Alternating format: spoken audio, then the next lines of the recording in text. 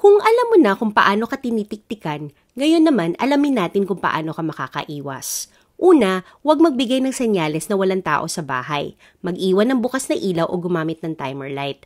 Sa mata na magnanakaw, ang simpleng ilaw ay parang pahiwatig na huwag mo nang pumasok.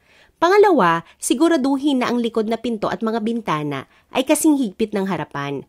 Tandaan, karamihan ng akyat bahay hindi sa main door pumapasok, kundi sa pinakamahinang spot. Pangatlo, huwag agad magbukas ng gate sa hindi kilala. Kahit pa magpakilalang delivery o nagmamadali. Kapag totoo ang pakay, hindi sila agresibo. Pang-apat, iwasan ng real-time posting ng bakasyon o lokasyon. Kapag nag-upload ka ng out of town habang wala ka, para mo na rin sinabing walang tao dito. Pang-lima, maglagay ng CCTV o kahit motion sensor light. Hindi kailangan mamahalin. Minsan, ang ilaw na biglang sisindi ay sapat na para umatras sa magnanakaw. At pinakahuli, sabihan ng kapitbahay o kamag-anak kung aalis ka na matagal.